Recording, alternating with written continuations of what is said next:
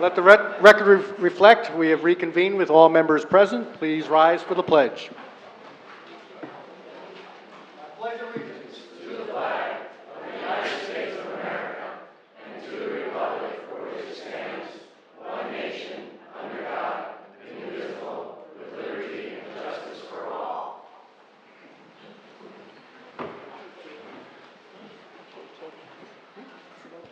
I apologize for our delay. Our executive session took a few minutes longer. I wanted to make sure we had everything prepared to come out here. I also thank everyone for coming out, and I guess all seats are taken. You're more than welcome to sit along here. And just since we are at a virtual capacity for this room, a reminder, we actually have two exits in case of an emergency. There's exit here and a secondary exit over here. Our agenda, this is a budget meeting, and so we don't follow the same protocol of a regular council meeting. We will move into council comments, which normally at a regular council meeting you have council reports, but I want to thank the public for their turnout last Monday and taking an active role in your local government, and thank everyone that took the time to speak, for the most part with the utmost respect. And I want to thank the council members for doing a very good job of listening and holding back comments until could absorb it all. So we will start off with council comments, and then we will get to our one item on the agenda, which is the budget review. And then the final will be an invitation for public comment. And for tonight's meeting, there'll just be that one time which allows you to comment on things on the agenda or anything else on your mind. So, Ms. Tsukamoto? Yep. Thank you, Mayor. Good evening, everybody. It's great to see everybody here. As you know, I often say that the budget is the most important job of the council, and we really appreciate everyone here joining us this evening. Based on the needs and the input of our residents, we have set some goals for this budget year in the very beginning. They are keep the municipal tax increase to a minimum, no more than 2%, no electric rate and no water rate increases, maintain all the services that our residents expect, to provide significant appropriation for capital improvement fund, since we appropriated none last year. Also, to increase funding for the police department because we're concerned about public safety. Also, provide full funding plus utility subsidies for the library. Also, to continue our support for all the valuable organizations in town, such as the museum, Project Pride, the community house, the teen center, and so on and so forth. We have additional challenges this year. We can no longer rely on drawing down our surplus. You heard about that discussion in prior council and also budget meetings. We can no longer afford to delay the paying to the subsequent year, which was exactly how we balanced our budget last year. And also, we can no longer focus on just the current year in isolation without looking into and protecting the financial health of the next few years. Therefore, it's essential for us this year to mitigate our financial risks by reducing spending this year and also find recurring savings and revenue for the next few years during this particular budget cycle. And of course, Mr. Calanello will speak a lot more on this topic regarding the budget. And as you know, many of the residents were not in favor of reducing an administrator. You also know that at our last council meeting, we delayed the introduction of the budget to allow more time for us to find and consider other cost-saving alternatives. This is why we're here this evening.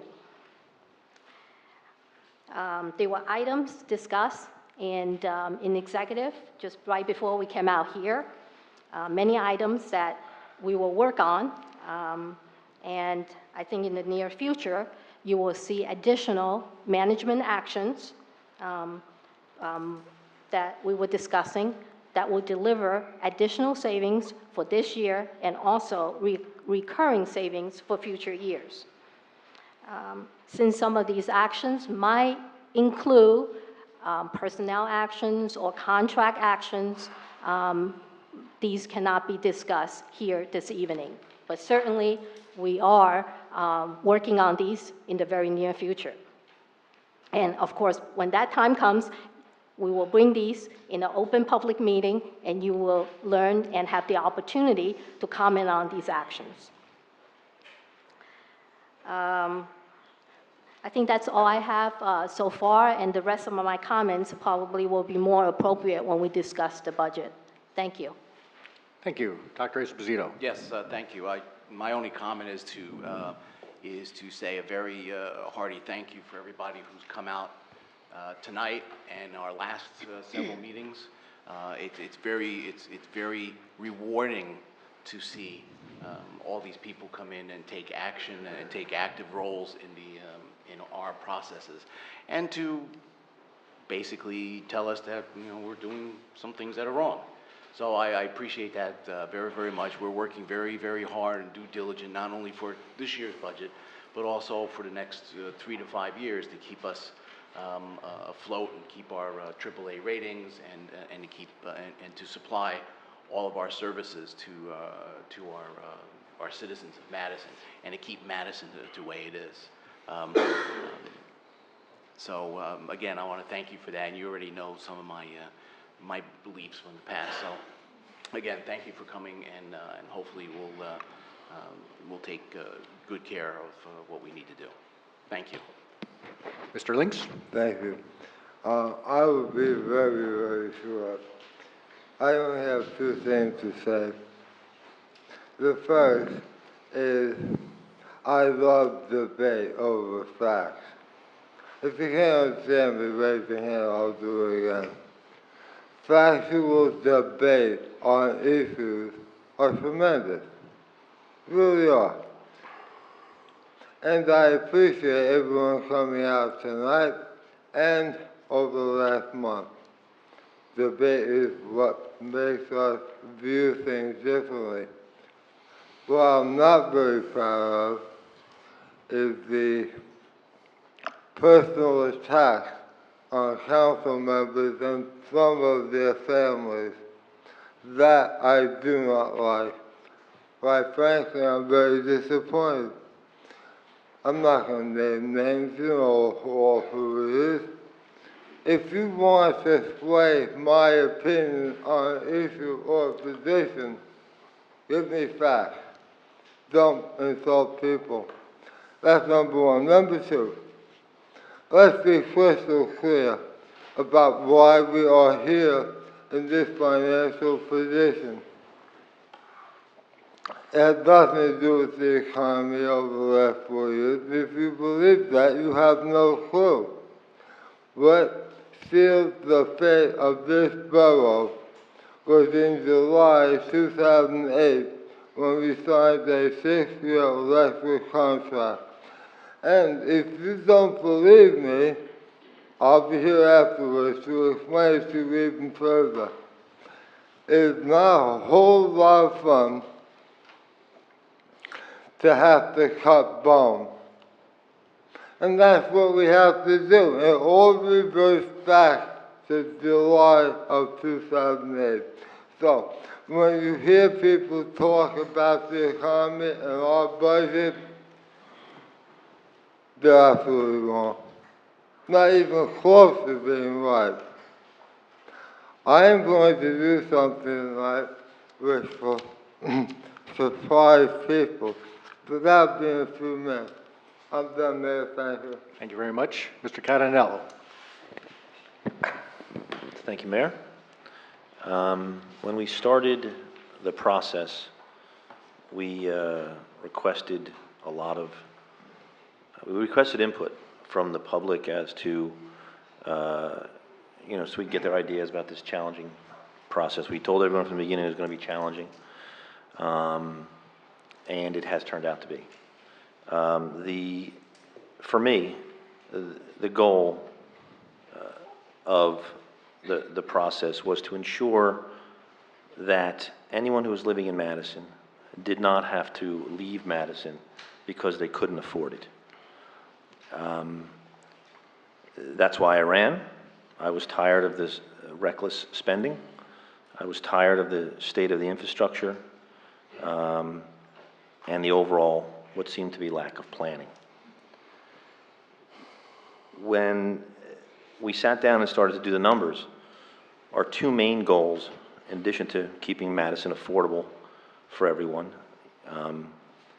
including our neighbors who may be unemployed, whose prospects might not look so good, our seniors who are on fixed incomes, and our municipal workers and teachers who live in town who will be paying significantly more out of pocket due to the new state benefit rules, was to try and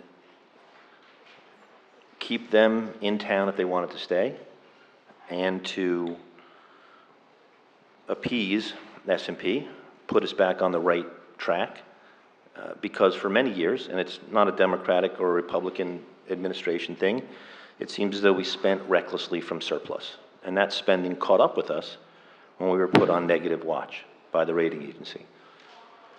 Now, why does that matter? Well, it matters for a couple reasons. First of all, we are rolling $8 million of one-year bond anticipation notes, so we are subject to the availability of capital and the current level of interest rates when we go to refinance every year. Additionally, we will probably have to bond more this year to pay for capital improvements to the Madison Chatham joint meeting, and I've seen estimates as high as $2 million. So the access to capital, as well as the amount that you pay for that, will have a huge impact in the future. We've had several conversations with the rating agency, last of which was yesterday, on which the mayor and Council President Tsukamoto, as well as Borough Administrator Jim Burnett, participated.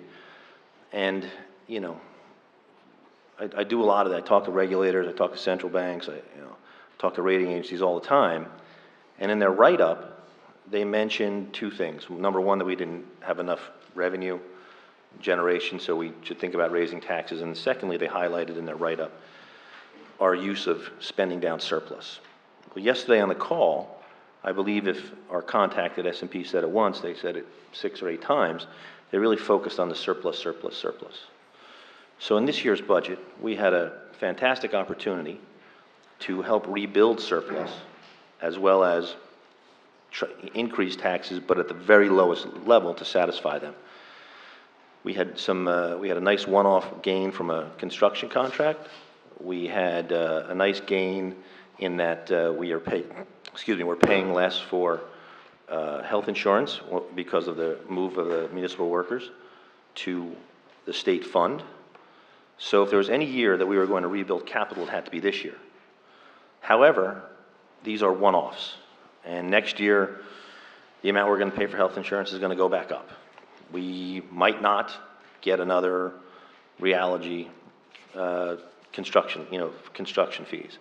So the costs are going to resume going higher, and we need to do everything we could this year to build up our surplus,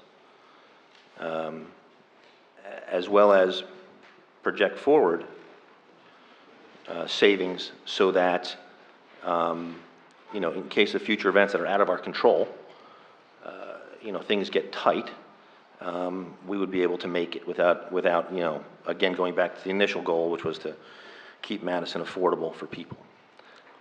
Now, if the initial move was to, if the council decides, based on input from the people, that we're going to reverse our initial decision, so be it. However, there still is a tremendous amount of redundancy between the two administrator positions, so we are going to need to do something to segregate that or enhance responsibilities, separate responsibilities of one from the other, so that we can take advantage of potential revenue sources that we are missing. But we must focus on costs, because there are factors completely out of our control that could have a devastating effect on our community as well as surrounding communities. And we can talk more about that later, but just keep in mind that 4% of the population of the United States is considered wealthy, according to the new tax laws, 8% in New Jersey, and 25% in Madison. If tax laws aren't changed, we could see a destruction of disposable income in this borough alone of $30 or $40 million. The effect on the local economy could potentially be devastating. And that's something that we have to consider as we're budgeting for the future, because it won't only affect residents, it could affect the downtown area, it could affect the schools, and ultimately affect our goal of not forcing anyone in Madison to leave because they can't afford it. Thank you. Mr. Landry? Thank you, Mayor. First of all, I may have been elected to office, but I'm not the greatest public speaker, so you're going to have to bear with me a little bit here. Right off the bat, I was thinking about speaking, and I feel I need to, because in addition to being a council member, I am also a past president and captain of the ambulance corps and OEM coordinator. So I feel I need to square up with everybody about where I stand, which your trust is important to me. My comments are going to be more personal tonight than financial. But in my comments, you'll see where I clearly come out. All right? First of all, to get this off my back right now, am I happy with what happened in town? Absolutely not. I didn't grow up in Madison. When I moved here, I saw a very warm town. People stuck together. What I saw these last few weeks bothered me a lot. It's not why I moved here. So tonight, my intent is to make things right. Secondly, I am very frustrated by the way information was disseminated to the town as well as to council. I've spoken to Jim Burnett, and we're going to work to make that better. Better decisions down the road. Do I think this meeting is necessary tonight? Absolutely. In my opinion, the meeting that we're having tonight should have been held a month ago, and I've made my feelings known to others in that regard. After what I'll call the church meeting, God love it, I'll never pass that church and think about that the same again. I went around town. I went into Esquire Barbershop, Johnny Cap's, and boy was I schooled there. Carmel, I think your husband was there, and I got an earful from him. I'm sure. I learned a lot. I spoke to the members of the squad because, until I ran for council, I never knew what their political affiliation was, and quite frankly, I don't care. And I got a lot of input from them. My decision about what I was going to do the night of the church meeting, I had made known to a number of people before that meeting. And the fact that I didn't say anything at that meeting is because the council realized that they needed to rethink, and that's what was done. Things were pulled. That said, I think I need to clear up a few things in regards to my views on the library, the public servants, and the tax increase. First of all, in regards to the library, the night everybody was here to support the library, some things have been said by, not everybody, but that, certain members of council were not going to support the library. Sitting in the audience that night was a family that my kids grew up with. They're very dear friends of ours. They work at the library. We had just been to a wedding together. I know full well the value of that library, and I had every intention of supporting it. If anybody needed to know, they should have asked me, and I would have told them. And that's part of the flow of information. People need to ask up front. I'm very reachable. Ask me. In regards to our uniform services, as OEM coordinator, I clearly see the value they all have to this town. During Hurricane Irene and then that Halloween snowstorm, that's now a fond memory if we all like snow. You look at what DPW and electric did for this town. We were up and running days before anybody else. I look at the fire department, what they did. In the middle of that storm, when I was stuck at the police headquarters, they went and pumped out my basement. Thank God they were there. In regards to the police department, their battle goes on. I'm happy that we were able to hire one more police officer, but I think, and I'll make the statement now, that's not enough. We've had cars stolen in town. There's known gang activity in town, and I know that's not something that we like to acknowledge, but it's here. Where I live, which is right up near the Rheology project, garbage cans were rifled with the intent of stealing bank statements for identity theft. If you don't have patrolmen on the street, that's going to continue. And trust me, I grew up in Brooklyn. I lived in Newark. Criminals are opportunists. They look for opportunities to take advantage of good people, and we're good people here. You know, at the church meeting, 4 people said something which meant a lot to me. And if they're here tonight, and if I embarrass you, I'm not going to quote what you said, but I'm going to mention your names. It was Tony DeRosa, Pat Saracen, Lisa Ellis, and I don't know the last gentleman's name that spoke, Mr. Bodner? Yeah. Watch the video, listen to what they said. It meant a lot to me, and I echo their feelings. And finally, about the tax increase. At that church meeting, there was one statement that people said, which really I take exception to a lot.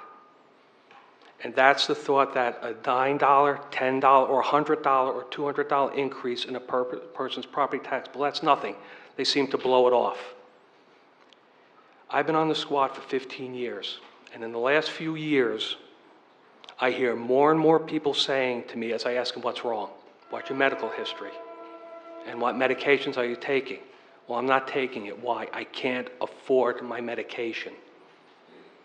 So what may be nothing to some of you means a lot to somebody else. And you throw on top of that the gas prices that are now rising and the revaluation, which we didn't ask for, but we're going to get. And odds are it's going to affect a lot of the people who can least afford it. We need to keep the taxes in line. With that, I'll turn it over to Carmela, but thank you for bearing with me. Appreciate it. Thank you. Ms. Vitale. I think he did pretty good for somebody who said he's not a public speaker. He did a good job there. This past month has been kind of an emotional roller coaster for most of us, but I see it as an educational experience as well. I think what we learned this year, this past month, was the right way to do something and the wrong way to do something. And I think that I have to commend everybody that came out and you let us know, as your elected officials, how you feel. I would love to see that continue in the next months because we do need help. We do need your suggestions. At the Presbyterian Church, I listened just as well as everybody else, and I heard what everybody said. And I think it's important as elected officials that we continue to listen. So please, I'm asking you very nicely, come on out, give us your suggestions.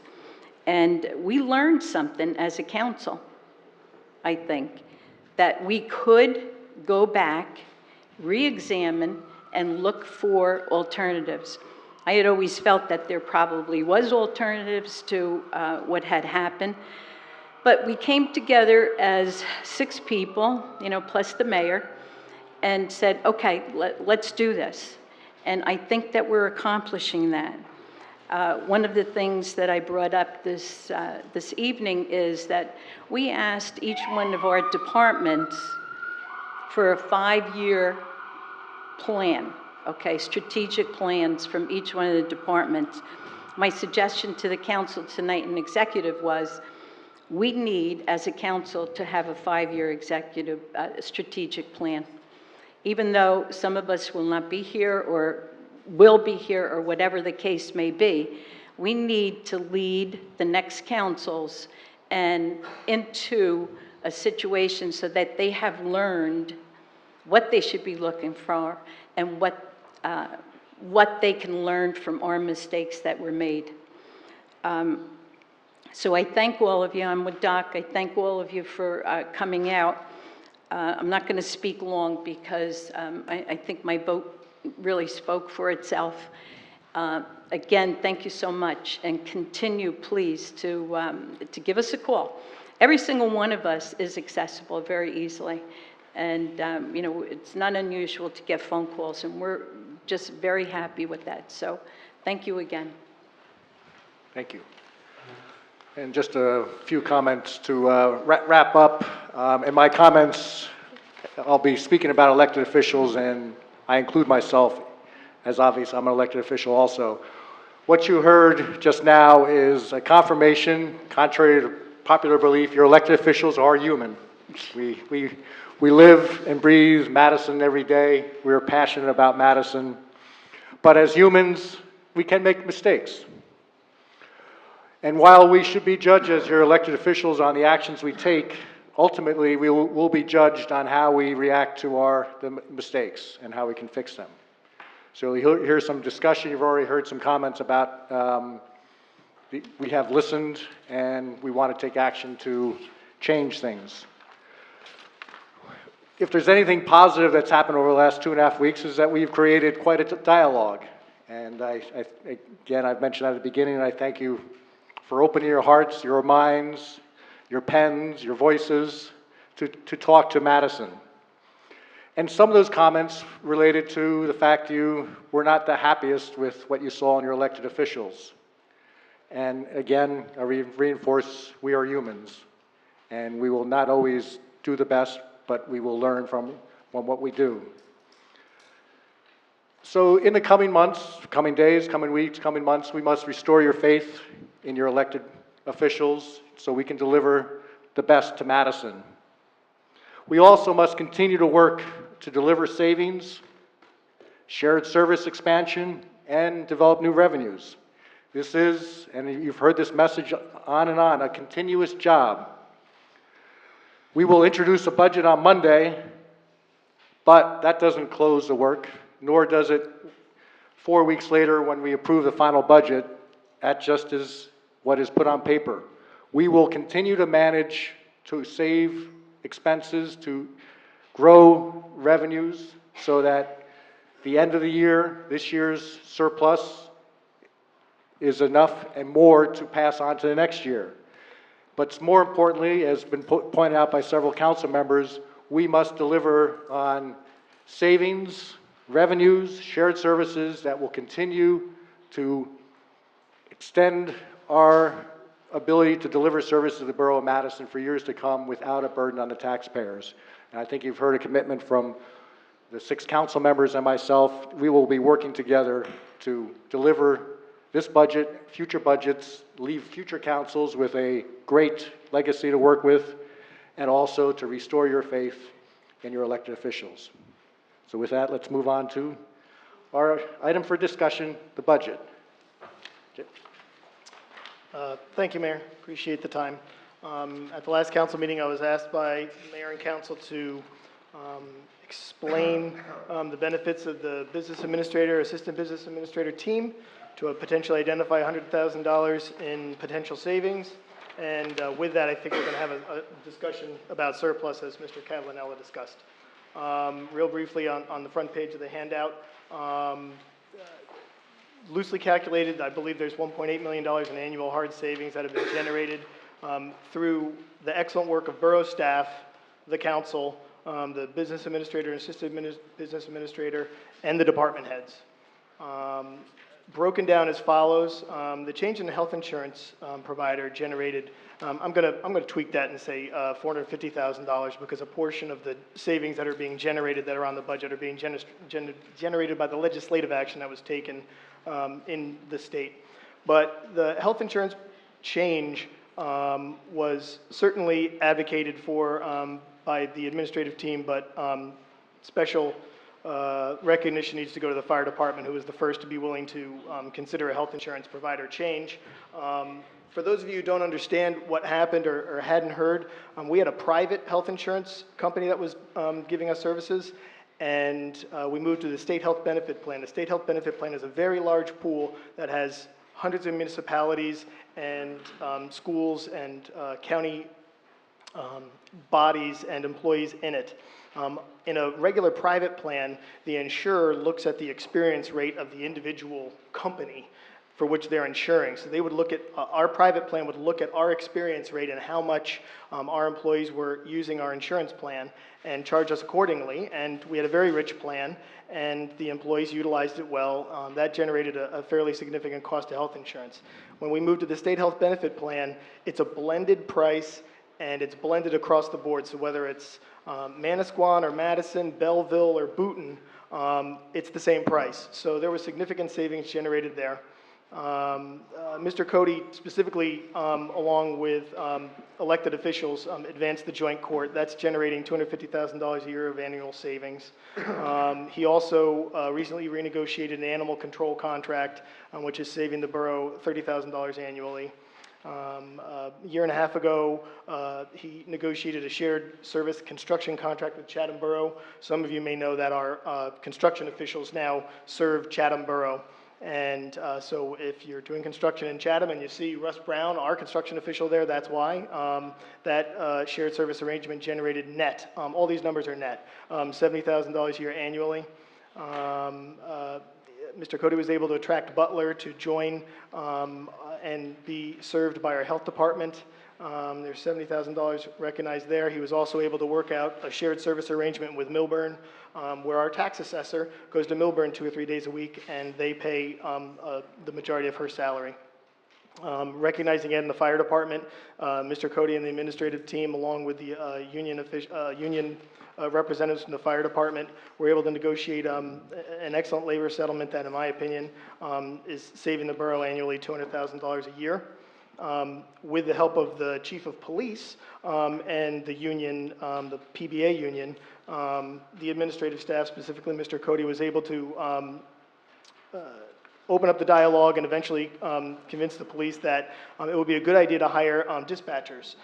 Years ago, you would call the police department when you had an issue, and you would have a police officer answer the phone. They did an excellent job, but they only manned the desk maybe once, twice, 3 times in a particular month. Now we have dedicated dispatchers, which are less expensive and professionally trained. And what I like best is they're assigned to a sergeant and a squad, so there's a full complement team. Dispatcher, sergeant, and police officers that work dedicated together every day. It's really working out exceptionally well. I get my hats off to the police department for it, and that's generating over $200,000 a year in savings. There were 4 administrative positions that were reduced, one from the clerk, recreation, finance, and welfare. That's generating significant savings. And I have to give props once again to Mr. Stocker for browbeating me to do the direct install energy there's Stephen. Do the direct install energy savings. I know he thinks it's probably generating more, and I was being conservative with a $25,000 estimate there. So that's the numbers that are coming close to 1.8 million. Maybe we should adjust it to 1.7 million since I adjusted the health numbers on the fly. There are future revenues that were generated by the BA Assistant Borough Administrator team that are coming down the pipe. GVR, as most people know, we've declared that an area in need of redevelopment, and we're in the process of working cooperatively and very closely with the Board of Education to have that property developed. Taking the path that we're taking has some excellent benefits. First, it guarantees that we're going to get a developer that the Board of Education and the Borough of Madison feel confident is going to deliver and build immediately. As you've seen in town, there's some properties that have been purchased that sit there and haven't been developed for many years. And people come to me and say, what's going on with that property? What's going on with that? By having a development agreement, we're going to be able to make sure that the rateable is built, and that it's built in an effective and appropriate way. The planning board was instrumental in helping us craft the plan. What will happen is, more than likely, and this is yet to be determined, but more than likely, when we engage in a redevelopment contract, instead of having the entity pay taxes, they will have something called a payment in lieu of tax, or a pilot payment. There are certain benefits that I'm not going to get into that are significant for the borough from kind of a budgeting and tax standpoint for that payment, but also it generates certainty to the developer, and we're hopeful that by having a pilot payment instead of a tax, that the revenue that will be generated by the sale to the Board of Education could be in excess of $1 million more than what they would have, what the developer would pay for if it was taxable. A pilot payment is based on gross shelter rent, so if for some reason the units that they have are not fully rented, they have a certainty that their cost is not going to exceed a certain amount. In a taxable situation, taxes can go up. And I know Woody talked about pilots 10 years ago about some other things. He taught me about pilots. So in any event, pilot payments from GVR is a future revenue benefit, something that we're working on right now, and we won't see for a couple of years, but it's something that the ABA team have been working on. Electric utility contracts, we've talked about that, and I think we'll probably have a longer discussion about that at another council meeting, but we have purchased futures contracts for delivery of the electric commodity, and the rates that we're going to be purchasing at are in the $50 to $40 range as opposed to the $94 range that we're paying now. So while we can't say for certainty the exact amount of savings that are going to be generated, it's reasonable to estimate that they're going to be in the $3 to $4 million range. I was able to work on locking in these contracts with our CFO, Robert Califat, with Ray Cody, and with the Electric Utility Study Committee, and with Dr. Esposito, who chairs the Utilities Committee. Corporate retention and recruitment. That's something that I spend a significant amount of time on, and I guess to a certain instance, I guess I'm kind of justifying my job here since that's been discussed over the last month. I'm going to take a drink. While you're taking a drink, I will invite anyone. We got a couple of seats right here. The radiators are turned off, so you can sit in the window wells without getting toasted, or you can stay out there in the hallway. And of course, I'll have my wife looking straight at me, so I got to behave myself now. Working with past councils, Mayor Holden and others, we were able to keep Pfizer here. When Wyeth was purchased by Pfizer, we were extremely concerned that Pfizer was going to move away. And fortunately, Pfizer has decided to stay. Things can change, but we worked hand in hand with them, with the state, with our then Senator Tom Keene and others to make sure that Pfizer felt welcome in town and that they would keep their facility here in town, and indeed they did. They did do that. They collapsed other facilities, even brought employees from as far away as the Midwest to come to Pfizer and to be employed here in Madison. Rheology is obviously a recent addition to the town. That's going to be our second largest rateable in town. It's extremely important to us, and we're thrilled that we're able to work with the state and the governor's office and the local rheology representatives to have them track them here to Madison. Bausch & Lomb Global Pharmaceuticals came a couple years ago. People may remember their presence. They have over 100 employees there in Giralda 7, which I always get confused about the numbers in Giralda. Giralda 7's on the corner of Lewanika and Woodland. It's one of the more visible buildings. There in that location, Prudential Real Estate Investors also just recently took space there. They haven't even moved in yet. They're going to be moving in from another location in New Jersey, and they're taking the second and third floor of Giralda 7, and I'm going to go over some examples that actually how this benefits Madison financially. For example, the Verizon building in 2010 is 175 Park Avenue where Rheology is. In 2010, that building was assessed at $7.5 million. It was empty. It was a diminished building, not attractive, not one that you could rent for, get significant rent dollars for. Rheology's come in. They're obviously revamping it, expanding it, and at the end of this year, we're expecting that valuation to go from $7.5 million to $24 million. That increase in rateable base will be in terms of tax rate, is $150,000 that goes straight to the borough. It's over $400,000 in extra taxes that we're going to collect, just on that particular piece alone. Of course, in addition, we're going to sell them hopefully lots of electricity, and maybe some water too. And so there are going to be obviously other ways that we're going to generate revenue from them, and they're already appearing to be an excellent corporate citizen. They're a retail-oriented business, and as such, that they want to reach out to Madison. Mayor Connolly and I had an excellent meeting with senior staff from Rheology last week, and once they move in, I think we'll really see that they're going to have a strong presence in Madison.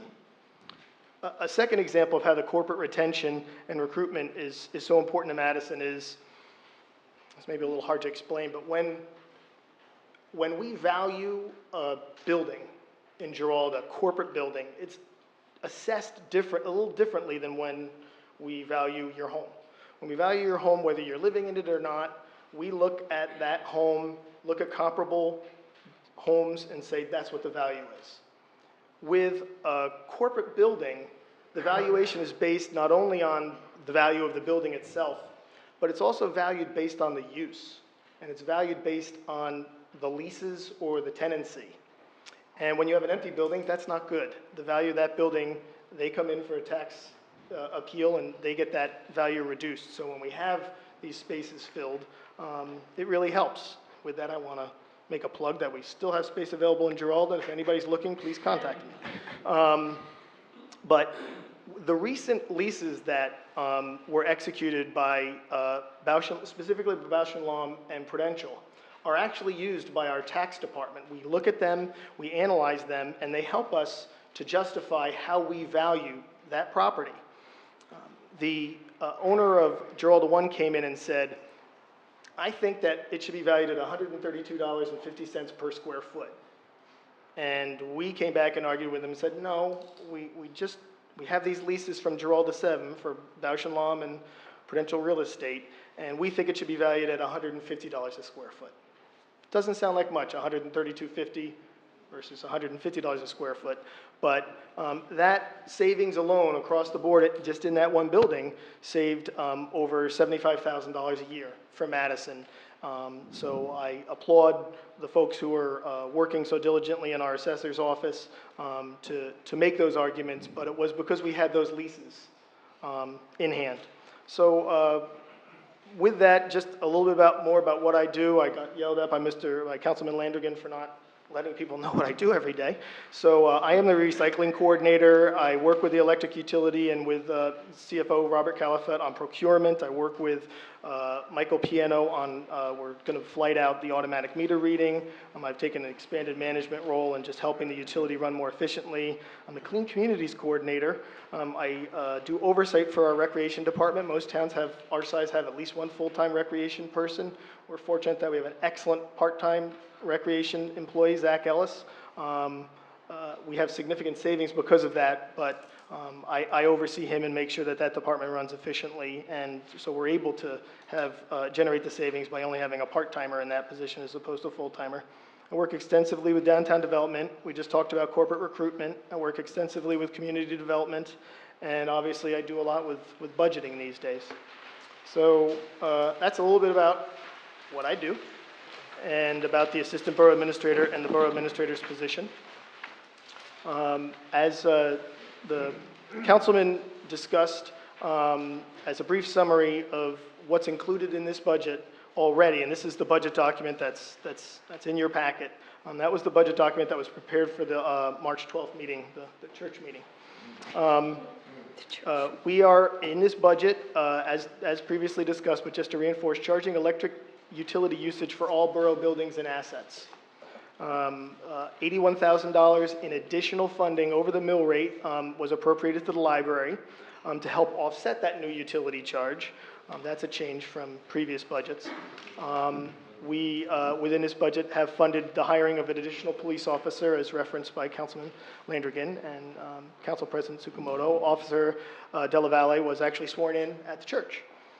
There is continued funding for the Teen Center program. Additional legal funds were set aside for the health department. There was some savings gleaned from the borough attorney position that was reflected in the budget. There was a reallocation of existing DPW funds to create a line item for MRC maintenance. David had some line items that we were able to shift around, so there was just some discussion, how are we going to fund a contract to maintain the fields over there? And we were able to do that without any increase in funding in taxation. Staff salaries, there is a 1.5% salary increase for all staff for the entire 2012 year included in this budget. This does assume that the collective bargaining is resolved. We won't be able to pay that 1.5% out until we resolve the contract issues that we have with 6 of the 7 collective bargaining units. But included in the salaries are all the step increases. And as we've talked about in the past, there are salary increases, but then there are also step increases included that give employees in unions contractual increases. Those step increases are also included. There is a $750,000 increase in funding for General Capital Improvement Fund.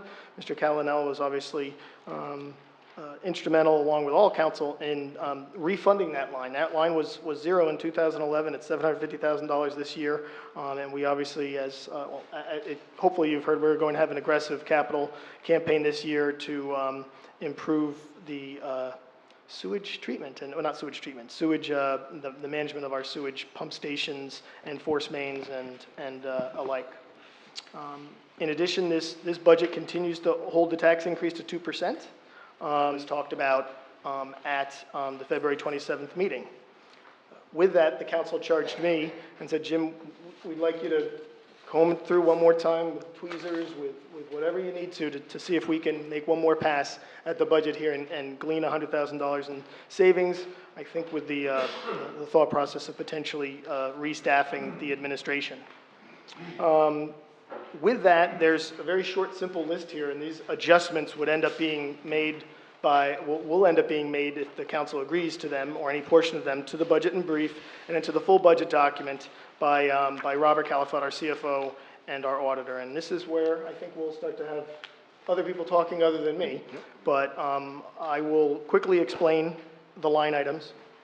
The first line item is purchasing personnel reorganization. It has to do with personnel, so we're not going to specifically mention it, but this was discussed in executive session, that there's an opportunity for us to do some reorganization of staffing that would glean about a $47,000 savings on top of what's in this budget. So we could save $47,000 more than what's in here.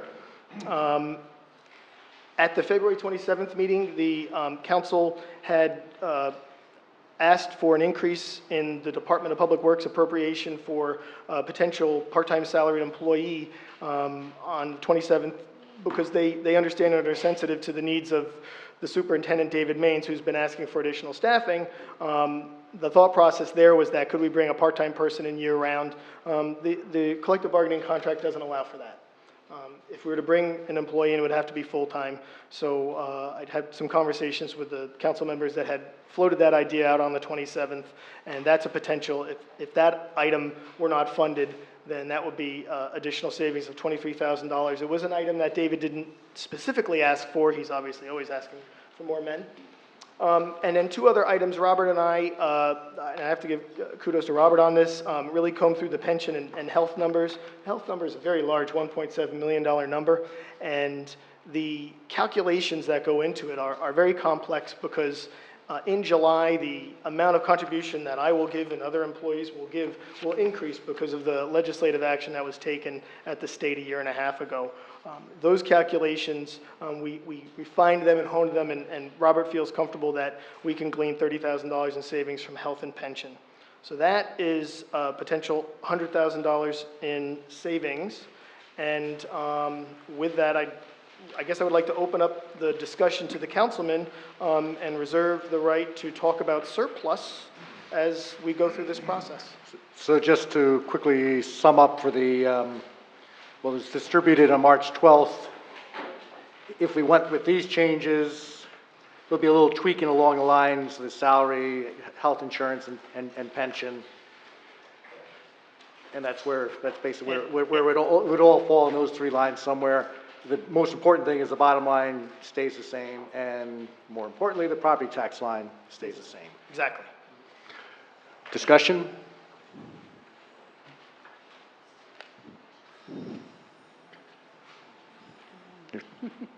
So- Oh, you want me to say something? Yeah. You, I'll keep talking. what difference would it make if we just didn't charge the library for their electricity? What difference would it make if we didn't charge the library for their electricity? On your second line, I'm charging them and I'm giving them 81,000 additional dollars, right? Yes. Why not just let it go? Well, the thought process behind that, and obviously you can change that if you want to, is that if the library is getting a bill, as we are now going to be getting a bill for the different buildings, we're going to be a little more conscious of what we're spending. So that was kind of the general logic of every electric, of all the buildings and all the assets getting an electric bill. With that, it's a very small thing, but we happen to notice that we should be, at least we think we should be billing the state for the traffic lights on Main Street. And that may generate a few $1,000s this year, and because we went through this exercise, we realized, hey, wait a minute, we might be able to charge that to the state, so we're going to look at that. I have one point to say. The 81,000 is real money, Oh, yeah, right? yes. If I don't charge them, I don't give them real money. Yeah, so one of the things we did do is increase the transfer from electric surplus with the understanding that gets refilled by what we're charging. So in a way, money goes to electric and comes back. So you see the 143,000, we're not counting on a hot summer, we're not counting on different rates. That was just based on money out and then coming back in again. So in a way, it's a wash. There is some flexibility in both numbers, though. Other, Jeannie? Yeah. Just a point of clarification here, your third bullet item, Jim, here, hiring one additional police officer. That police officer, it's not the one that we got sworn in at the church. This is additional police officer. Want to make sure that, as you recall, at the church, we hired an additional police officer. The additional funding this year that we put in the budget is in addition to that one. So that will bring the total number of sworn police officer back up to 28 with this budget, right? Bob? So regarding the surplus, so we're reserving, initially we wanted to reserve, or only spend down 2.75 million. And we estimate that we could potentially, by transferring that amount, we could potentially build our surplus by $800,000 or so, give or take, yeah? So would you just please talk about the main risks to that? If I understand it, we have some tax appeals that are not only from residents, but also from some of the commercial buildings. And then if you could explain how the unsigned union contracts, the settlement, how that would affect the surplus as well. Okay, yes. Because if some of the uniform services or DPW have been operating on an old contract, when we hopefully sign a contract this year, there may be payments due in arrears. Do we have an idea of how much money that is, what the timing of that payment is, and then, how will it affect the surplus? Okay. Well, if everybody just turns to the last page, you'll see surplus. Mr. Catalanella, Councilman Catalanella referenced that we had a conversation with myself, CFO Califat, and do you need one of these? Yeah, I'm aware of that. Yep. And the reference that the fact that we had a conversation just yesterday with the folks at S&P, with Nicole Rydberg, who created this report on the Borough of Madison, discussing that we're going to continue to have a AAA, but that they had some concerns. As Mr. Catalanola mentioned, it specifically says right in the second sentence, deterioration of the past 4 years of operating deficits and continued structural current fund imbalance. What does that mean? Okay, so if you go to this page here, if you look at line A, I hand wrote line A in there, the amount that we utilized in municipal surplus and put into the budget, the amount we took out of the pot. In 2007, it was 4.7, then it was 5 million, 5.2, 5.2. You look at line B, how much did we generate in surplus? And I think we'll reserve for another day a longer discussion on how we generate surplus. S&P had a problem with the fact that in 2007, we took out 4.7 million in surplus, and we only generated 4.1. And in 2008, we took out 5 million in surplus, line A, and only generated 3.8 million. And in 2009, we took 5.2 out, and we only generated 3.4. And in 2010, again, we took out 5.2 and only generated 3.6. That's what they mean by structural imbalance. Now, I know, having conversations with Mr. Barbado and others, that there was a very robust discussion many years back that I'd rather have $1 in my pocket than $1 in the municipal government's pocket. We had a very large surplus, and the council elected to draw down on surplus instead of increasing taxes. But Councilman Catalanello is correct that we would like to send a clear message to the rating agencies that we mean business, that we're not going to continue to draw down on those funds, and in actuality, we're really not going to be able to, because as you can see, the balance at year end of 2011 was 4.3 million. So, Can I just ask you a question? So you've gone to 2011. In 2012, what do you expect to generate? What is that? 3.6? 3.6. That's a moving target. Right. Mr. CFO Califat has estimated 2.75 to 2.8 of what we'd like to call recurring, solid, definitely going to get municipal surplus. However, having said that, for the past, as you can see just from the trend, looking at line B, how much have we generated? 4.1, 3.8, 3.4, 3.6, 3.5.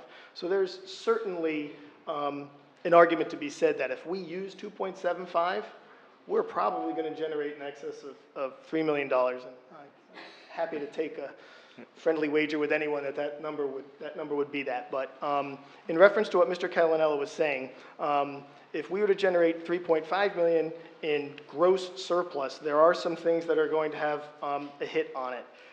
We have some tax appeals that some property owners are appealing back from 2009 and 2010. Normally when we have a tax appeal and this is large corporate tax appeals, normally when we have a large corporate tax appeal, let's say we have someone appealing 2011, we'll oftentimes just adjust it going forward so it has no cash impact to us right away. We don't have to pay money out. But one particular applicant has, we haven't been able to settle with them, and they have an appeal for 2009, 10, and 11. So it is likely that we're going to have to reach in our pocket and take money out and pay them once that appeal is settled.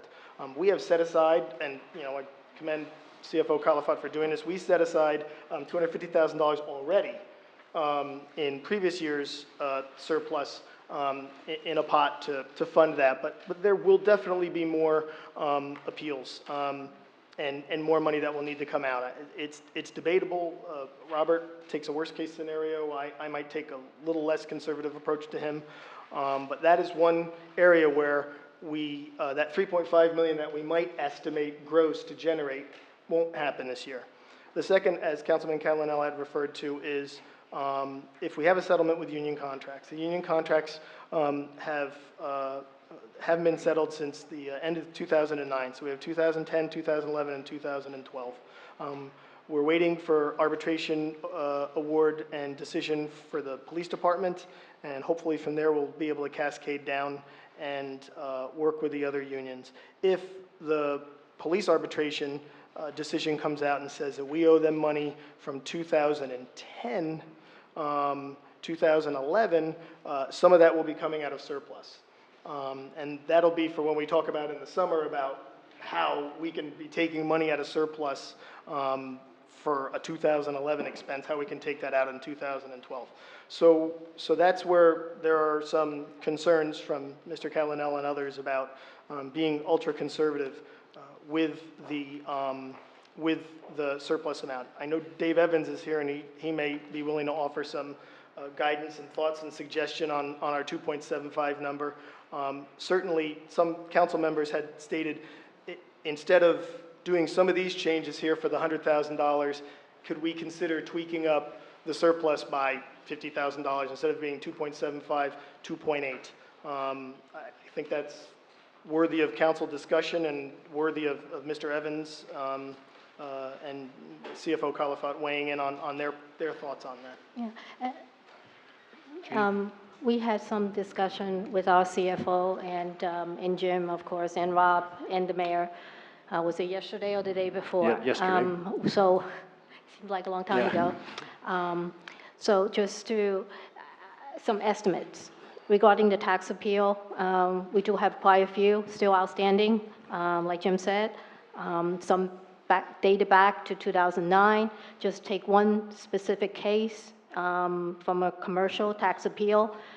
Yes, we did set aside $250,000, but according to our CFO, it could be $500,000. That's the current estimate. So we do have 250, but we will be potentially looking for another 250 directly from the surplus. And that's just one commercial appeal. And there are quite a few more. Perhaps Robert knows the numbers a little bit better about how many more. I think that's something we did discuss, that we have to have a meeting to look into this further. So that's quite a bit of money for tax appeals, taken away from our surplus. And in terms of the police arbitration, of course, the best case scenario is that if they come down with zeros, then we don't have to give any back pay. But if just take a middle of the road scenario, if it's 2% every year, so a little over a $3 million salary budget, if it's 2% every year for 2010, 2011, and also for this year, 2% of that for 3 years, so that's approximately what, $200,000. So those are the numbers that we're looking at. Though hopefully, that's not the middle of the road scenario at 2% every year. Yeah, And of course, we have And worst case and we have scenario 1.5%. already for allocated. this year. Yep. Right. 2 years plus this year, yep. Right. It'll be 120 plus one. Yep, thank you. And- It's an exposure. It's just a threat to the surplus, and while we hope for the best, it's probably, we have a fiduciary responsibility to plan for the worst. Yep. Right. And also, I think it's important for us to also look at the revenue side, right? One is the expense side that can reduce the surplus. Also, potentially, look at the upside. We can have unanticipated revenue as well. We can have additional construction fee. We're not going to get $800,000 like last year, but we can get some still this year. We just don't know what the amount is. Mr. Landrigan helped us with some FEMA reimbursement. We can get as much as $300,000 as revenue. Of course, that's unanticipated. It's not in the budget at this point. And of course, we can all pray for a very hot summer. That certainly would help. If you look at the numbers in 2010, look at that, that surplus that was generated, over $5 million, because we had a real hot summer. So that is certainly a good thing. And of course, at the same time, we need to be mindful that we can have a mild summer and have a very snowy winter, and that will hit our surplus. So we have all these unknowns. Other discussions?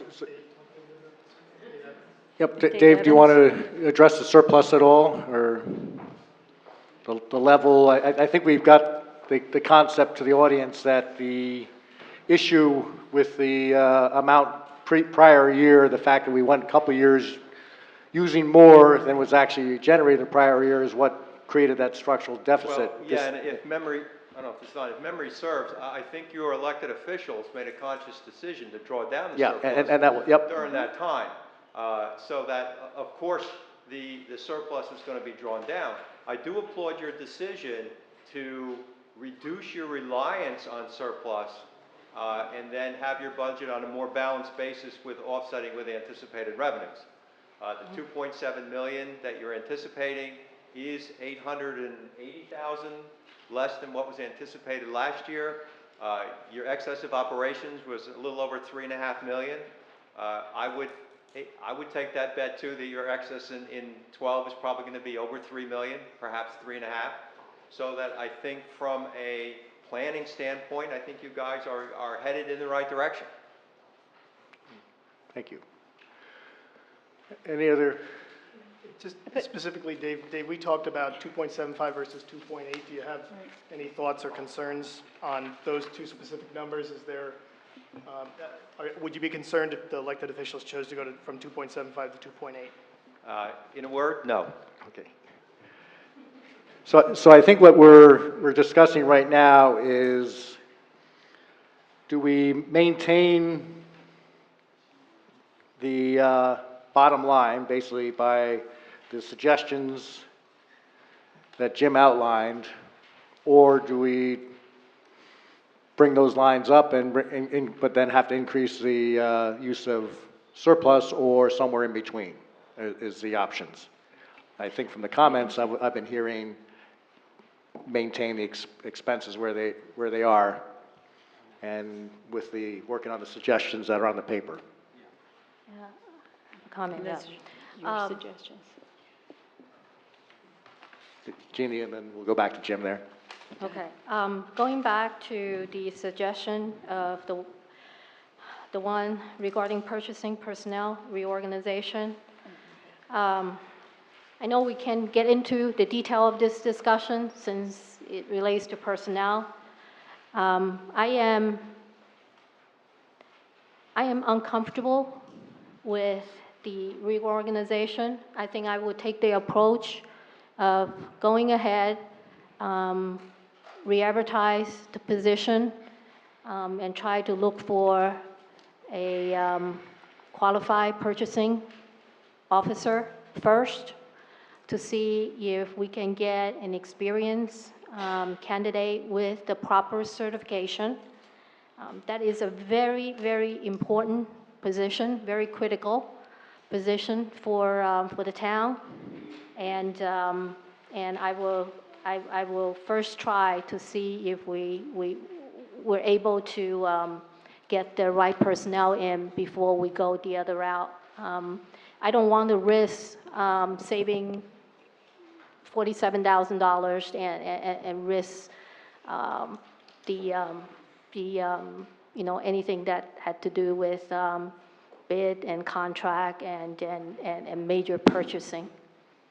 So your suggestion there would be to split the 100,000, so we reduce those savings based by the 47, increase the use of prior year surplus, which is still allows growth of our surplus, but with the encouragement that we manage to offset through very prudent management and search for other savings, that we actually generate that surplus back again.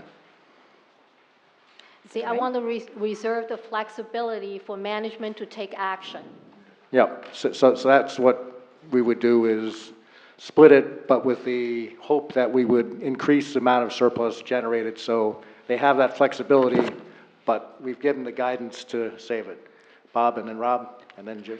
And I think in the reality of it is, you're talking $50,000 drawn down on a balance of over almost $3 million. And from what you said before, that's negligible, so. And the balance is actually, I think, 4.3 million. Yeah, so that's The immaterial additional at this point. 50,000 is not going to impair your financial position in any way. The key again is not, as it's nice to have that surplus, but more important is we're not drawing down faster than we I agree. we've replenished. That's correct. Rob, and then Carmelo.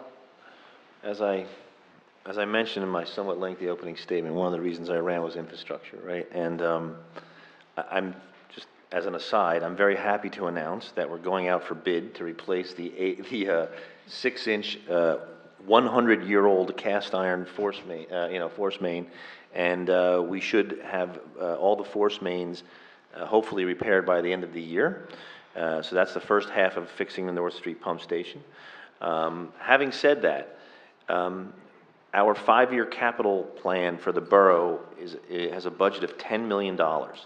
So While I am all in favor of internal solutions whenever they can be found, I think it's important that while we have internal candidates, that we also go out and interview for a QPA, just based on the sheer size of the impending spend that we have to repair the infrastructure. So if you're saying that you're going to draw down the extra 50,000 and then potentially replenish it with savings, that's okay, but I think we have to do the exercise. Yeah. In a rigorous, sort of disciplined way, and advertise and don't advertise for the joint position that we had before, but just for the straight QPA. Yeah, and I think, again, delivers a message, gives the flexibility, and if we end up with alternate Plan B, you create $47,000 of surplus. Agreed. Right. Comment? Actually, I was going to say something very similar to Rob Catalanello.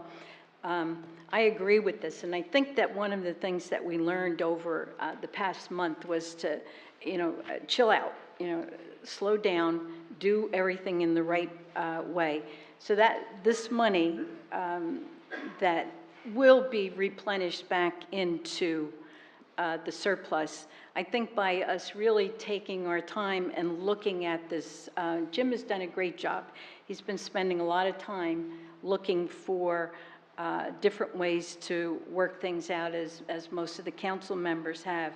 But I think at this point, it's probably the most sensible thing to do is slow down, take the $50,000 from our surplus, and then just really spend time as a council and know exactly where we're going in the next year. So the consensus I hear right now, and we can have a motion, it would be to direct the, so 23,000 of DPW, 20,000 health insurance, 10,000 pension would be worked into the budget. Adjustments offsetting the 100,000 that had been taken out before, and then we will also increase use of prior year surplus by 50,000, which maintains the 2% on the tax levy increase, and so all the above the line, the only change is the prior year surplus goes to 2.8 million, make it easy, and we make the minor adjustments down below. Down below. And just as a point of clarification for people hearing purchasing QPA and what that means with what Councilman Catalanello is saying, a qualified purchasing agent helps us structure all the bids that need to go out on the street when we're looking to bid the improvements at North Street, the pump station, the roads, and the like, and they do that in tandem with administration, with the attorney, and the like, and with the aggressive capital campaign we have, that's why Mr. Catalanello is rightfully advocating to have someone in there that that is experienced, because one small misstep. So, and I just want to say, I like the plan. It's a good plan. Okay. And thank you for your very diligent work on it. Can I have a motion on that? So again, as Yep. the Yep, I move that. second I'll second it. discussion? Seeing none, roll call. Mrs. Sukamoto? Yes. Dr. Esposito? Yes. Mr. Lynx? Yes. Mr. Catalanello? Yes. Mr. Landrigan? Yes. Mrs. Vitale? Yes. Don? Now. I'd like to make a motion that Raymond Cody comes back. Can we discuss, there was something else that I wanted to discuss. Am I through my Yeah. Okay. No, yes, What? no. What's the matter? We're not done with this, right? Because I there's some other stuff. thought we were. Are there Big- any other big- we- questions of me? I had some other stuff related to the budget. See, I think, may I just say something? It doesn't adjust the lines. What it does is provide guidance, is what you want to Right. talk to. Well, see, what I want to talk about is what you said earlier, what the mayor said. Once we have the budget introduced, it's not really over, right? What we need to do is we need to continue to manage our costs during the year. And one of the things that I want to point out, I'm not sure that anyone's aware of this, is that we recently approved a new performance review form and policy along with a merit-based increase guidelines. So really, for the first time, we have the proper tools to hold employee and especially department heads accountable for their deliverables, also their budgets, and also individual and team performance. So that's something that we really look forward to do, to manage the costs. I think that's particularly important when we give management the flexibility, like what the action that we just have taken, to do exactly that. Also, I want to follow through on some of the items that we discuss in other budget meetings, because every year we talk about the budget. Also, during the budget discussion, we discuss other potential savings that we can do during the year. But many of those items we don't particularly do during the year. And then we revisit them in the beginning of the following year when we're talking about next year's budget. So I want to recapture some of the things that we talked about and actually want to make sure that we follow through. Some of those items are, I spoke about reevaluating all the borough-owned properties during the 2011 budget. And someone, I believe, I don't recall who, maybe it was Tom, who also, Mr. Howland Pulis, maybe mentioned that again this year. And these are some of the actions that we really need to do immediately and follow through. And some of you, if you follow the planning board discussions, that you know that we are in the process of going through with the subdivision process of Maple Avenue property over next door. And we need to put that on the market, sell that. So that's the only way that we can recognize that revenue next year, if we take action this year. I think Mr. Catalano talked about the possibility of reevaluating Belle Eller Field, both from the recreation needs perspective and also from the environmental perspective. We need to make plans to determine the future of that field and the disposition of that field. Carmela, you talked about additional shared services with the health department. That is particularly important. Any additional shared services adds directly to the surplus. And also, regarding the police department, we are working on 2 possible shared services with just the police department alone.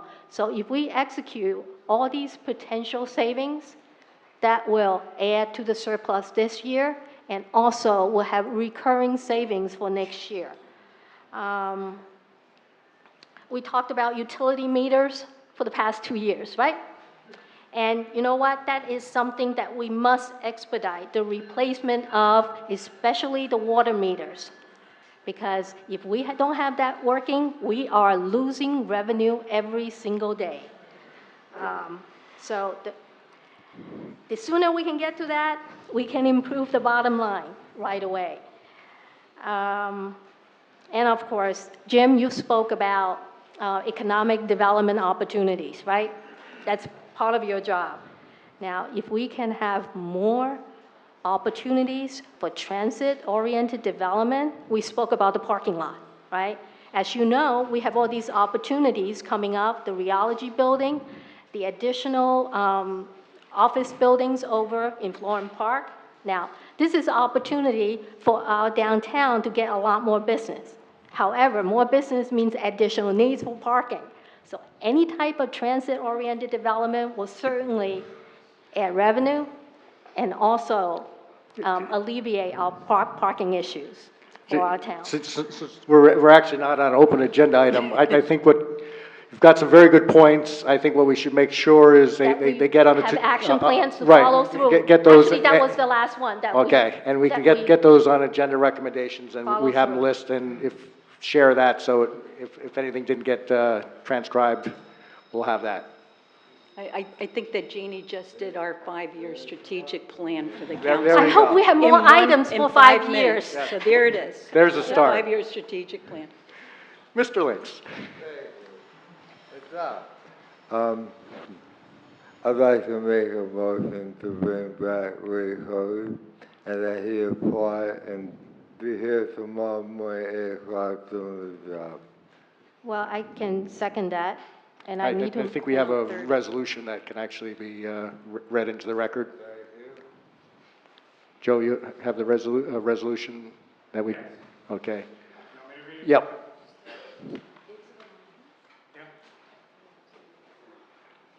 And number-wise? 97, R97-2002. R97-2002. 2012, thank you. 2012. We don't want to go back in time? No, we don't want to go back in time. Resolution of the Borough of Madison ratifying the appointment of Raymond M. Cody as Madison Borough Administrator.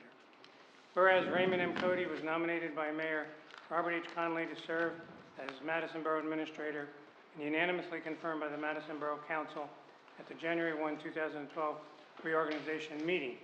And whereas Raymond M. Cody was appointed Madison Borough Administrator for the period January 1, 2012 through December 31, 2012.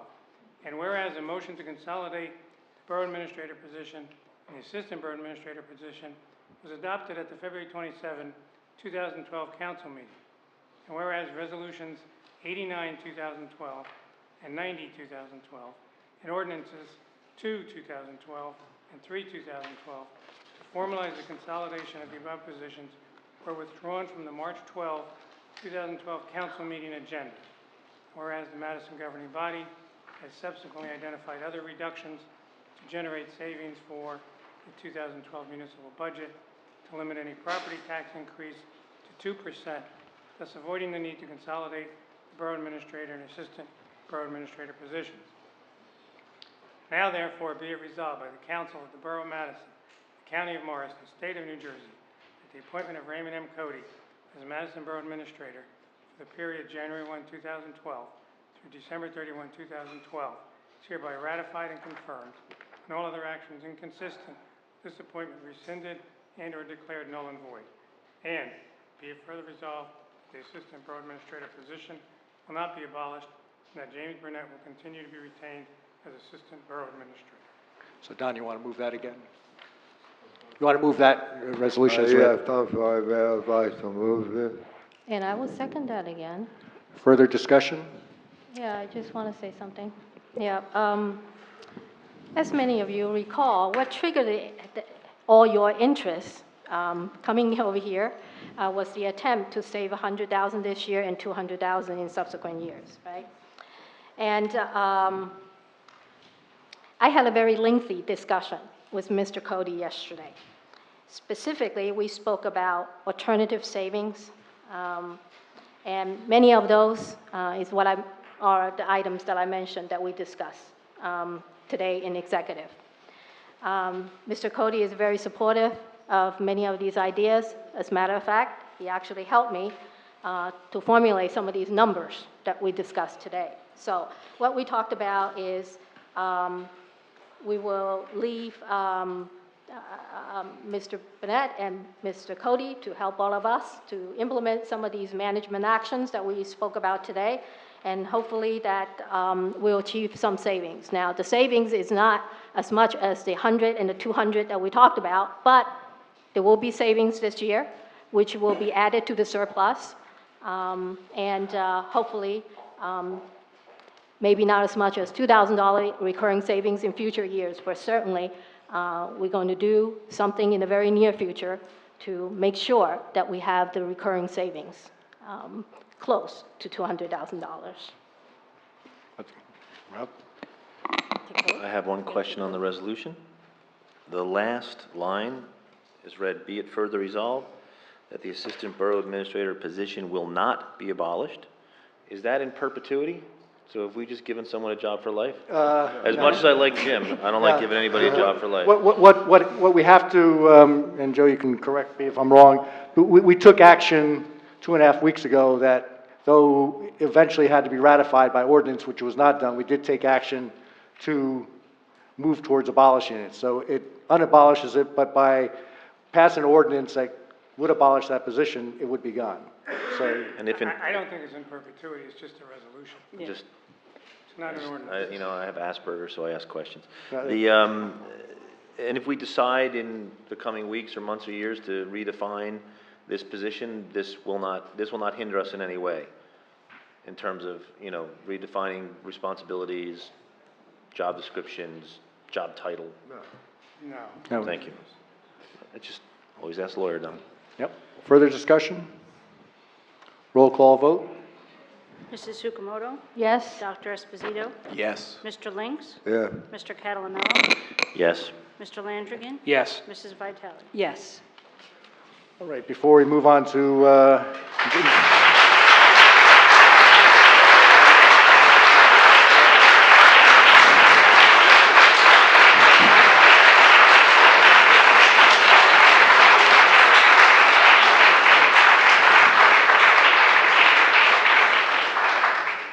thank you, and what I was about to say is, you know, regretfully, we can't turn back the clock and pretend the last 2.5 weeks didn't happen. It's not like that season of Dallas.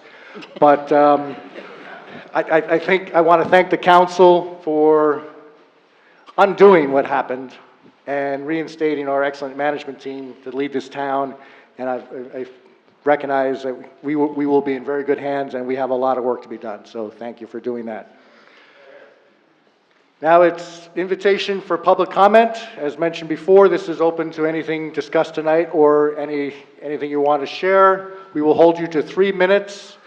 And after some feedback, after the meeting a week ago, Monday, it was a week ago Monday, as I let the applause go, it was very nice. It allowed people to release some tension and passion, but what it also does is it makes people nervous that have an alternate opinion, makes them feel uncomfortable to speak. So I ask you to hold your applause, and if you really like what you hear, when we adjourn the meeting, handshake, pat in the back is a good way to take it. So with that, if you have anything to say, please step up to the lectern, write your name, address, state the same, and please speak into the microphone and hold your comments to 3 minutes.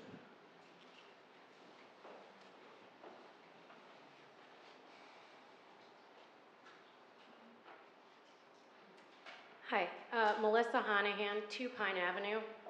And I just wanted to commend everyone for having a conversation about what happened and actually discussing it together and listening to the general public. I appreciate the honest and open discussion, and obviously the residents have taken a renewed interest in what's going on in the borough, which I see as a great thing. I did want to mention one thing.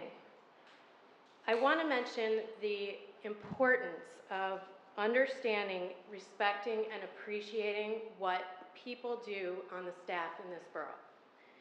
I think it's exceptionally important. They should know that they can come to you. They should be able to talk to people here. We are their neighbors and their friends.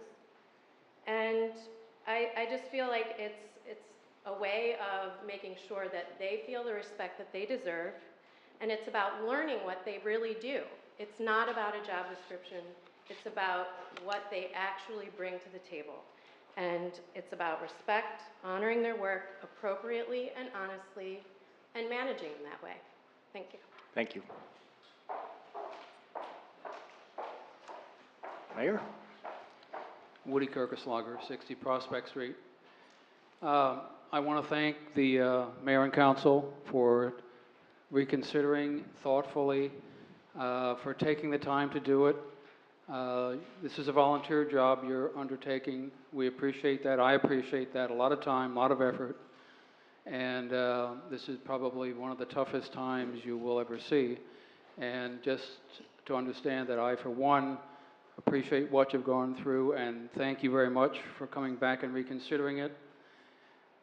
The borough administrator's job is the most important job in the borough, in my opinion. The borough administrator runs the government day in and day out, 7 days a week. It's a very difficult job.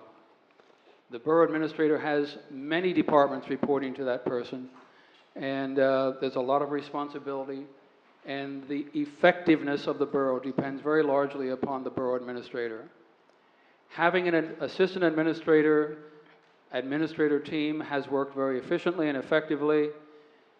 I think it's great for the borough. I would recommend keeping it, but if the council wants to change that along with the mayor, that's okay if you want to look into it thoughtfully again. But I believe you have a great team with Ray Cody and Jim Burnett, and I'm very glad we've got the team back and working. So once more, thank you very much. Thank you.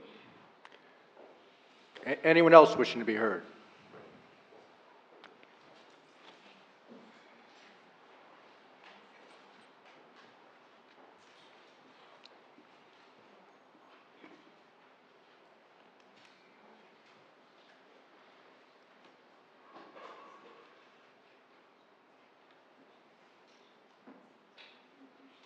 Tony DeRosa, 9 Alexander Avenue. Mayor and council, I come before you this evening as those just before me, both people before me, in appreciation for what you've done, listening again, and it's just so important, as I had said last week. But beyond that, regarding tonight, I agree with former Mayor Kirkeslager in his comments about the borough administrator position, without a doubt. I agree with the lady who spoke about respect for employees, without a doubt. I'm not indicating that there isn't respect at this time. I am simply saying it is so vital. From where you're sitting and from what the employees do, it's night and day. If you really want to know what employees do, then you need to get into the trenches and check it out. Courteously. Find out what their day is like, find out what they're doing, what their job is all about. Talk to them. They're under a lot of stress, most of them, and they're trying to carry forward in a difficult time.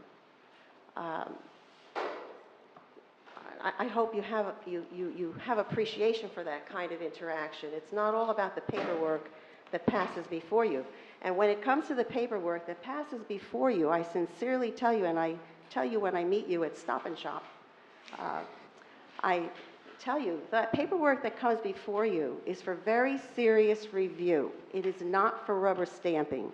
We talk about excessive spending. We talk about things that are happening with prior administrations. Everybody tries to do their best, but when you don't look at that paperwork and you go into the meeting and you think you've got it under control and you sanction something, in a few years, it comes back to bite you, like this surplus situation.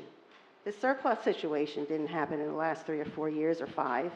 It wasn't all about the contract, and I'm not trying to disagree with you, Councilmember Links, but in my opinion, it's unfortunate that Robert Califoot left.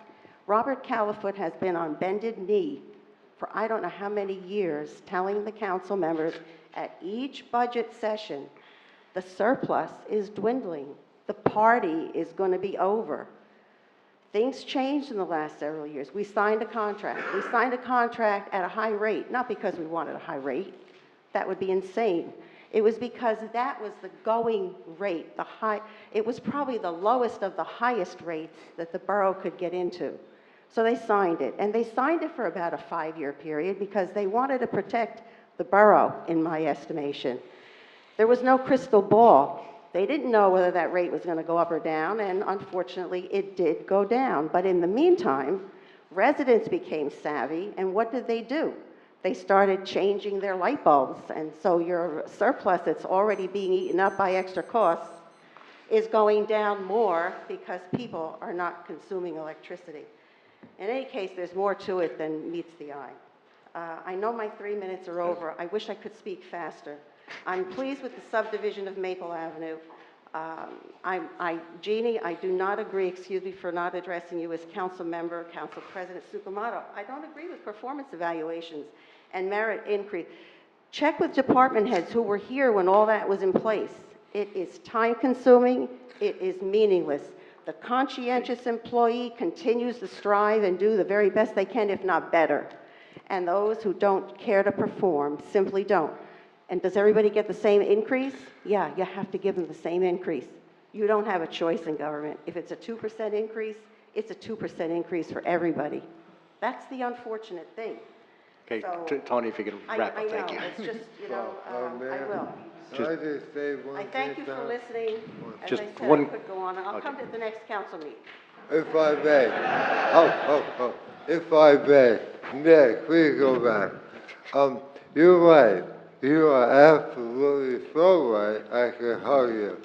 I tried to simplify the electric contract in a sense, but it's also for a number of years drawing down the surplus.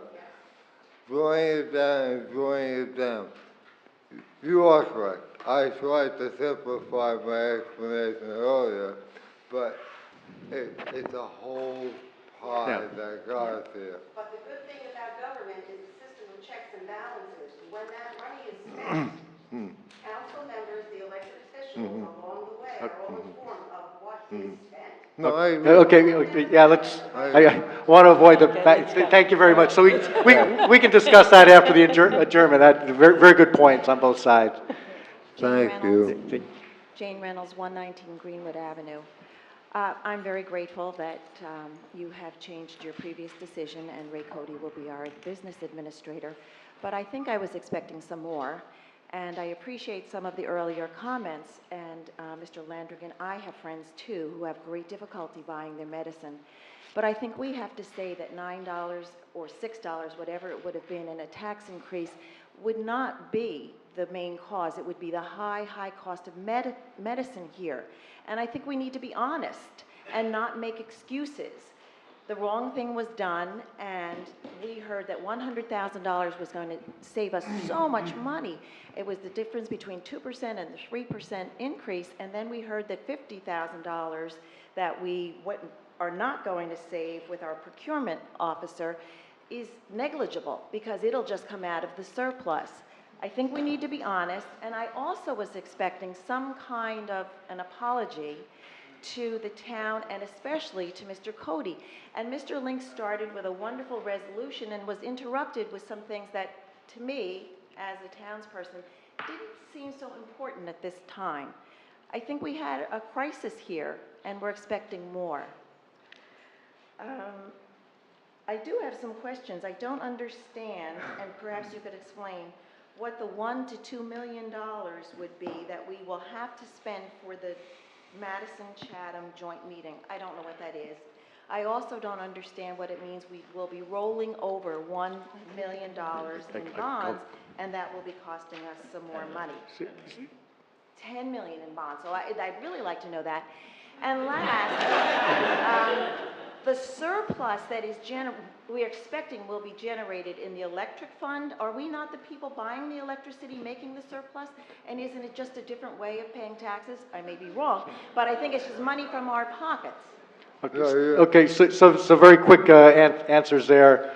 The joint meeting, that is the combined sewer plant for Madison and Chatham, it is 100 years old. We've been doing some major renovations. I think about 20 plus years ago was the last really large investment. We did some through ARA funding recently, but it is an aging plant, and so we may have to make investments. If it is a $2 million cost, that gets divided between the two towns. The sewer joint meeting cannot bond. It has to be bonded by the municipalities, so that would be a partnership.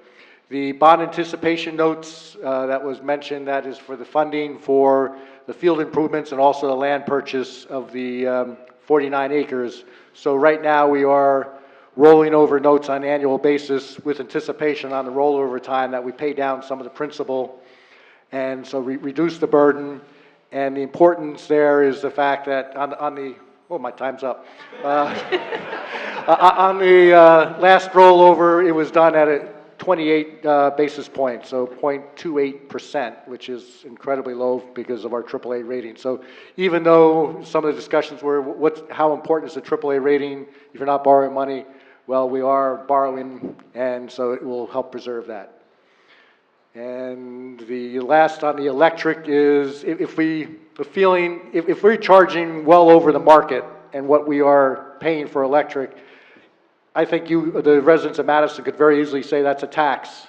But if we are charging the going rate and using the money that is generated by this electric utility to help offset property taxes in Madison, that is sharing the benefit of a utility.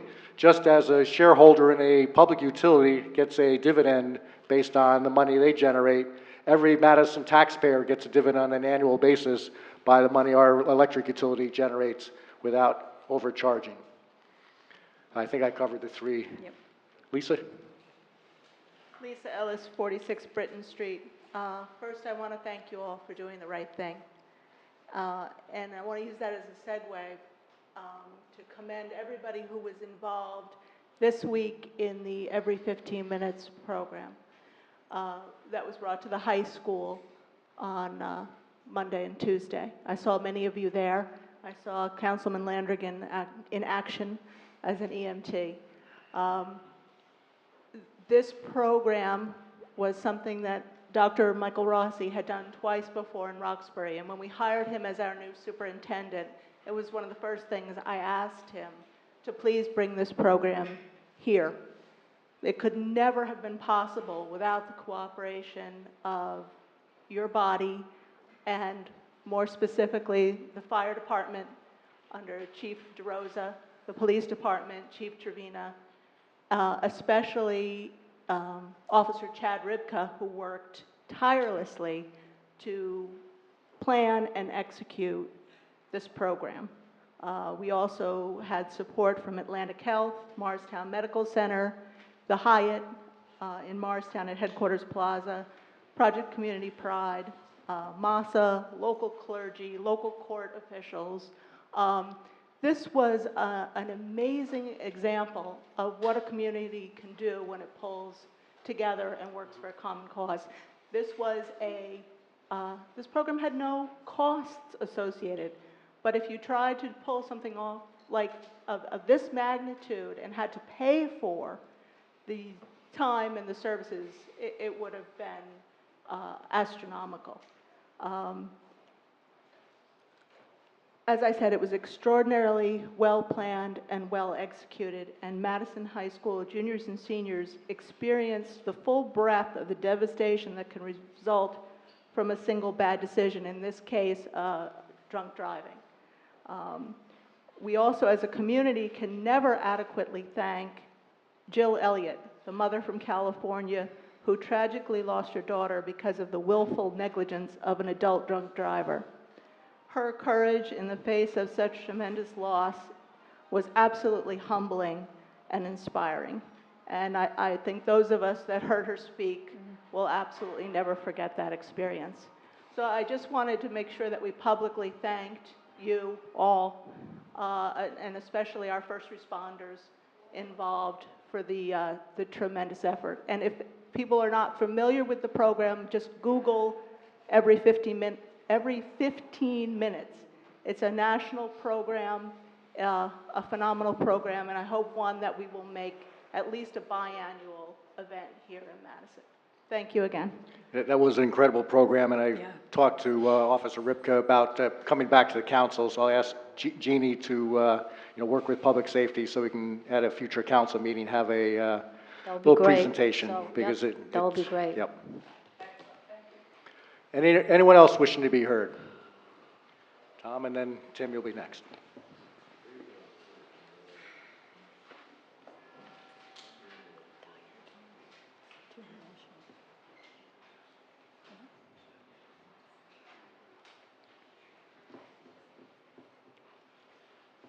Thomas Bintinger, 20 Rolling Hill Court. Just several comments, not necessarily in the order of their importance, but I want to really express the appreciation of the patrons of the library by the reaffirmation of this council of the importance of the library to the community of Madison. I think it is with an extreme degree of, responsibility that you've discharged to, the staff and the trustees in terms of managing that money so that it is carefully monitored and used for the benefit of the town. It's extremely important, and I think you've recognized that in a reaffirmation in the prior years. Second thing, I just want to also express, I think, the significance, my appreciation of the significance of the actions that have been done this evening with respect to the budget and with respect to the borough administration. I think those are absolutely important things, I think, for us going forward and trying to manage, quotes, the bottom line. The third thing is just kind of, I guess, an editorial comment. We talk about surplus generated. I know Mr. Links likes business terms. Surplus generated in the business world would have been, quote, net profit that we had generated. The significance, though, in the public domain, the government, is we take it supposedly out of the rainy day fund, throw it into the surplus, throw it into the budget, and it looks like it's generating a profit. So you have to almost offset those two when you're taking a look. How much have we really generated? How have we managed the assets that we've had in the operations to really get what the bottom line true effect is? The last thing is budget surplus doesn't exist for itself. It has to have a reason. And just the idea of building it up just doesn't mean anything. But I think I would agree with Councilman Catadello that the infrastructure of this town needs a lot of work. And that is probably the biggest reason that we have to have a surplus so that we can able to fund and do those things. Thank you very much. Mr. Harrington.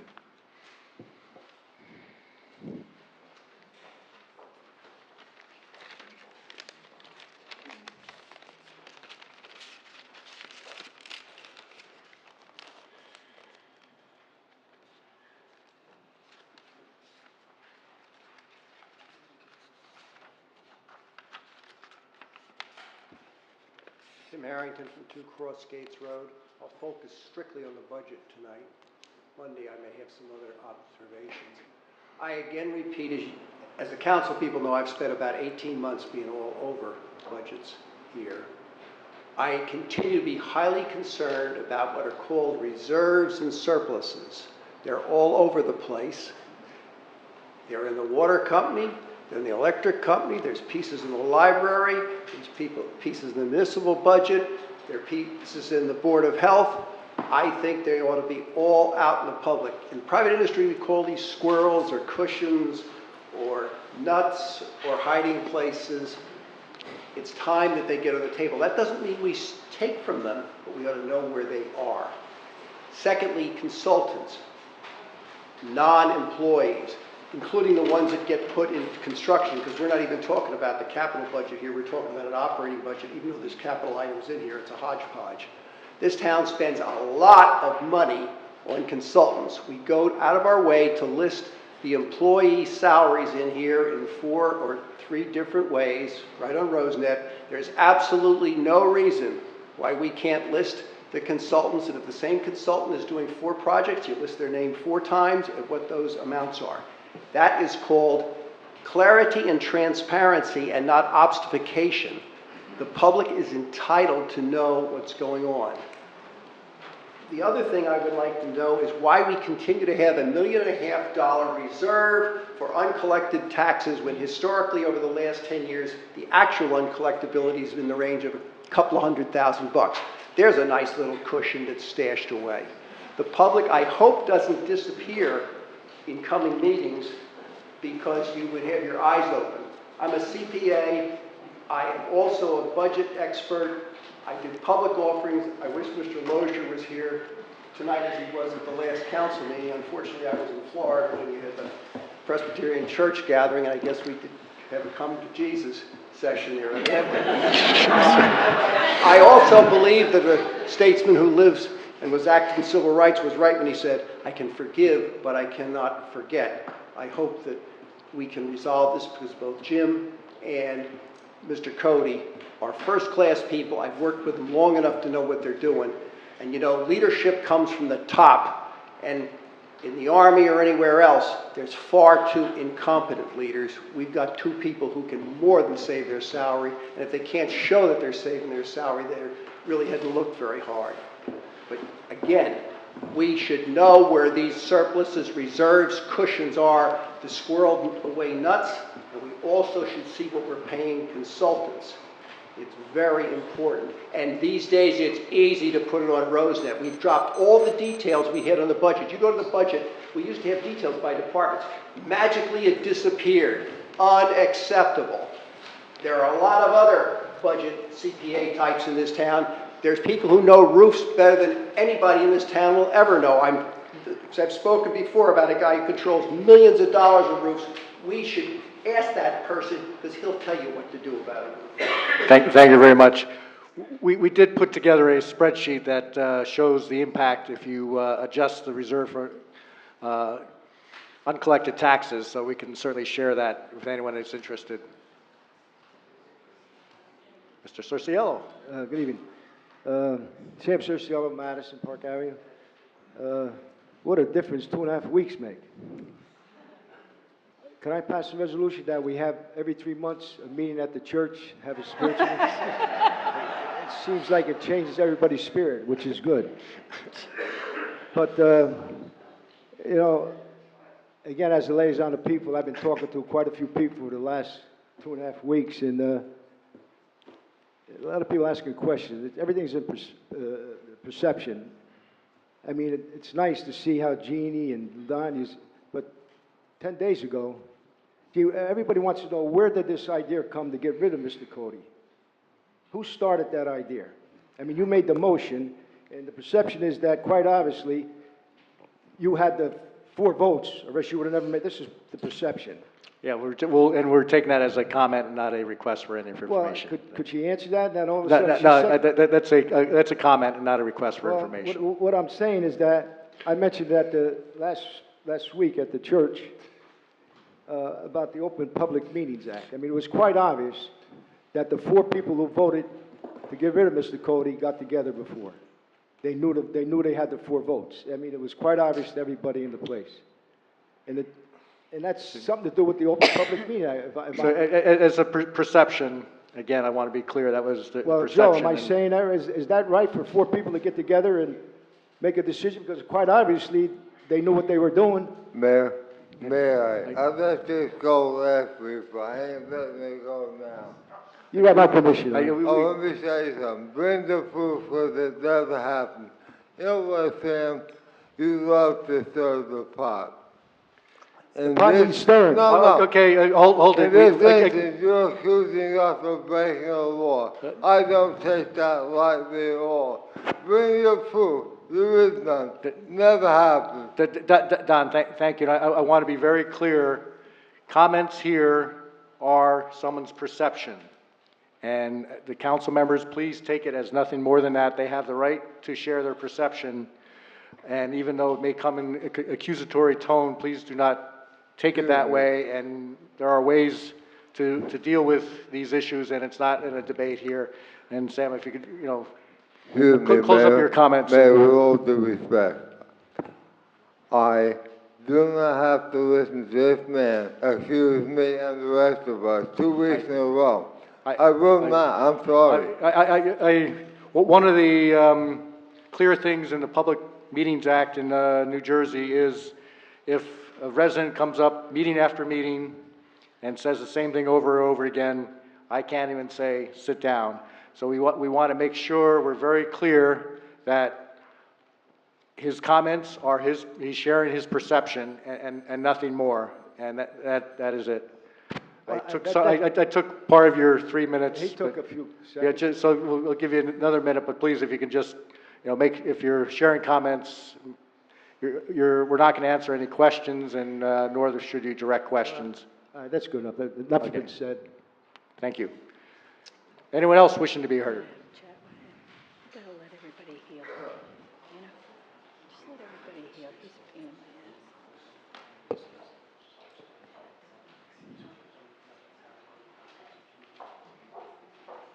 John Brunner, 20 Redmond Drive. Again, I thank you for bringing back Mr. Cody. I found him very helpful in calling at 6:30 at night and doing other things. Just wondering, is the council going to continue the leaf collection this year? I know that was discussed last year, discontinuing leaf collection. The budget has no adjustment to leaf collection, so that is still in there.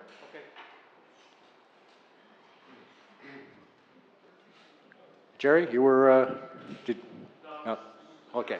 All right. Anyone else wishing to be heard? Seeing none, I close this part of the meeting. Ms. Vitale? Motion to adjourn. Second. Thank you all.